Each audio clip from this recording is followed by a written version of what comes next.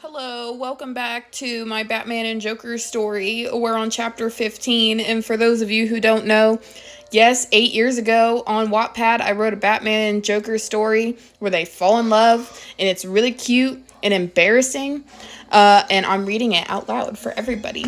I forgot about it until now, and here we go on chapter 15. This is Bruce's point of view. Bruce walked up from the Batcave after getting off the phone with Dick. He walked through the main hallway downstairs and into his study where Alfred was supposed to wait for him to talk like he asked. He walked in the room and saw Alfred sitting in the chair, almost stunned, and the other chair tipped over. Alfred, is something wrong? Bruce began to worry. Sir, he paused as if trying to find the words. What is going on between you and the Clown Prince of Chaos? Why is he here in the manor? I can't believe my eyes. He was here in this room talking to me, saying you still needed to explain things to me.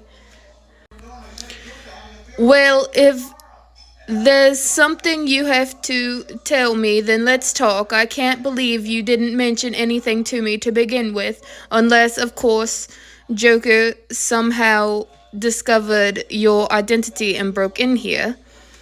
Alfred, calm down. There's no need to worry. Batman tried to remain calm.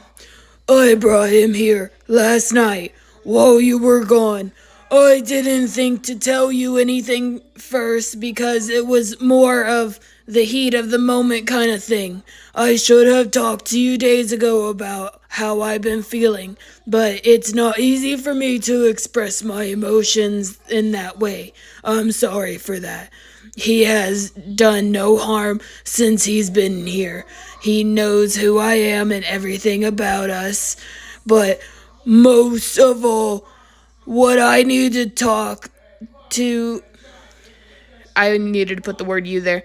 What I needed to talk to you about is I think I might be developing a relationship with the Joker, a real one. His butler couldn't believe what was being said from Bruce's mouth. He wasn't sure how to deal with any of this. Do you love him, sir? Alfred asked. I really do. I wish I didn't, but I do. I can't explain why either. I just do. He leaned against his desk and looked down like he had been defeated by his own true words. I never even knew you were gay. You always seemed like a ladies' man, Alfred said, confused. I'm so sorry if my British accent is bad. I wouldn't say I'm gay. Honestly, I've never found any man attractive before. Only ever women.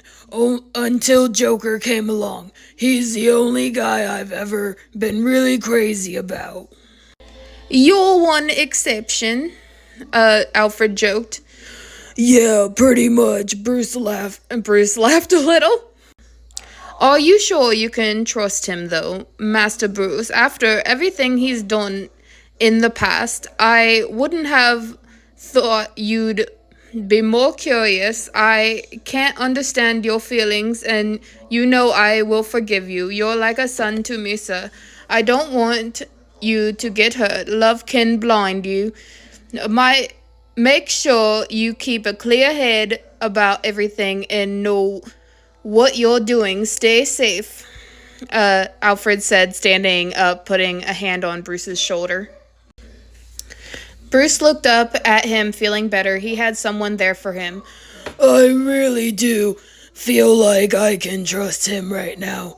Maybe not completely, not yet, but he's a really amazing person to me, and I might be able to help him for good with him staying here for a while. Well, sir, I don't trust him at all. I do trust you. You make sure he stays in line. I hope you two can work out being happy together. I will always support anything that makes you happy. He smiled warmly at Bruce as a father would to his child. Thank you, Al. Bruce smiled back and gave him a hug. Oh, this is cute. They're having like such a cute like daddy-son talk, basically. Alfred left the room to do some chores. Bruce made sure to tell him Joker's purple suit and his bed sheets needed wash. Thank God his butler didn't ask why. Bruce spent an hour more thinking things over in his study and getting some work done. Then he remembered something. Joker left his room and ran into Alfred when he had specifically told him to stay only in the master bedroom until he had his talk with his butler. Joker was being a bad boy, disobeying what I told him. He's gonna need punishing. Bruce whispered to himself. Oh, I should have said that in the deep voice. Joker was being a bad boy, disobeying what I told him. He's gonna need punishing. Bruce whispered to himself, making his way back upstairs to find him. So that tells me the next chapter is probably going to be a smutty chapter. Okay. Well, my next video will be reading the comments for chapter 15. I hope y'all enjoyed it. Bye!